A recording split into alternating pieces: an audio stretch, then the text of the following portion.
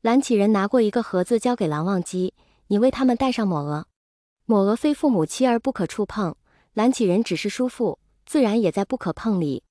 蓝忘机抿着嘴，拿起抹额，魏婴低头。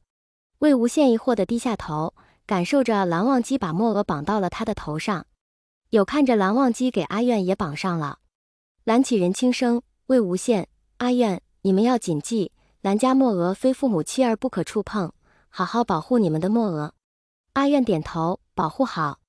蓝启仁摸摸阿愿的头，乖，阿愿今晚跟叔公睡好不好？阿愿对着蓝启仁举起手，好。蓝启仁美滋滋地抱起阿愿，看着懵逼的魏无羡道：你跟着忘机回去休息吧，今晚阿愿跟我。蓝忘机在魏无羡没有一口拒绝他时，终于把一直漂浮的心放回了肚子里，脸上带上了些许笑意。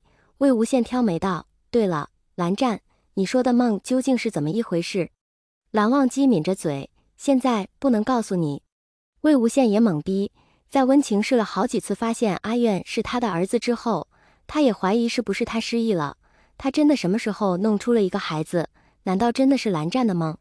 威力这么强，让他神不知鬼不觉的在梦里给蓝湛生了孩子，又让晴姐带走了阿愿。魏无羡也开始怀疑了，拉着蓝忘机的衣袖：蓝湛，不行，你还是要告诉我梦究竟怎么一回事，不然我搞不清阿愿到底怎么一回事啊。蓝忘机：可我说不清，需要实践。魏无羡：那就实践一下啊。蓝忘机不敢置信地抬起头：魏婴，你认真的？魏无羡点头：当然是认真的，快点。蓝忘机握紧拳头，纯净的琉璃色眼眸染上了红血丝：魏婴，这是你说的？魏无羡有些茫然地看着蓝忘机：我说的。蓝忘机一把抱起了魏无羡，回到了卧室里。卧槽，蓝湛，你确定是这么实践的？魏婴：放轻松。放屁，这谁能放轻松？好疼，马上就不疼了。大骗子，这一实践就是2个时辰。蓝忘机穿着整齐的出门打热水，回到净室里又不知怎么实践了起来。离净室不远的清室，在蓝启仁怀里睡得正香的阿愿身上亮起光点，霸道总裁发力。不愧是我，就算附在小豆丁上一样有用。魏无羡躺在床上，一点力气都没有了，忽略胀痛的屁股、酸痛的腰、抽筋的大腿，他其实还好。他还好个屁！怒视一脸无辜的蓝忘机：你骗人！蓝忘机真无辜。魏婴，你同意的，我问了你好几遍。魏无羡委屈：可你没说是对我这样啊。我的清白彻底没了，之前就被不知名大力女子夺走了初吻，现在第一次也没了。蓝忘机惊喜：你说初吻？不是说身经百战吗？魏无羡脸埋在被子里：我胡说八道的不行吗？我被大力女子夺走初吻，你还挺高兴的样子呢。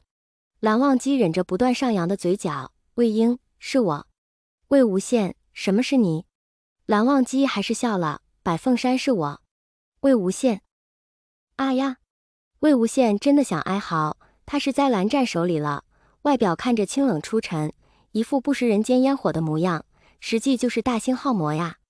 蓝忘机上床，把魏无羡抱到自己怀里，给魏无羡揉着酸痛的腰，轻声哄道：魏婴，睡吧，明早起床还要给叔父敬茶。魏无羡才反应过来，等会儿我们今天其实就算成亲了，对吧？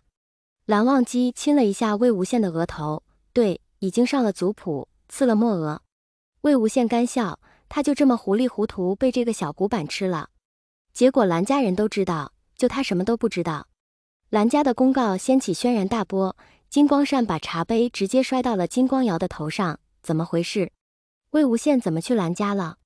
还跟蓝忘机成亲了？金光瑶捂着流血的额头，低声下气：父亲，我真的不知，二哥他并没有跟我说。金光善气得暴跳如雷：你去问他，魏无羡入了蓝家，我该怎么得到阴虎符？还有江婉银还说了魏无羡在练诗，你找的那个叫薛洋的小混混呢，给他一个地方，让他给我练。金光瑶：是。江婉银这边直接发疯似的用紫电到处乱抽。江燕离在一旁哭泣：阿成，你别生气了，我去劝劝阿羡。金家的人也来了，还送来了金夫人的信，江厌离看着金夫人给他写的信，心一下子就凉了。他知道他必须重新把阿宪抓在手里，不然他和子轩的婚事可能就要凉了。这可不行，他们已经……江厌离摸了摸自己的肚子。江婉莹冷静了下来，魏无羡那个不要脸的东西，居然和蓝忘机，我都说不出口，他怎么敢？阿姐，这回你去，一定要让魏无羡跪下来给我道歉。江厌离安抚着拍了拍江婉莹的背，阿成，我们都是一家人呐，我会好好劝劝阿宪的。魏无羡还在云深不知处，什么都不知道呢。如今他与百家并已大仇，反而有恩。他们虽然不愿意承认，可这毕竟是事实，加上蓝聂两家站在他身后，除了一心算计他的金江两家，别的小世家还真的不愿意招惹魏无羡这个煞神。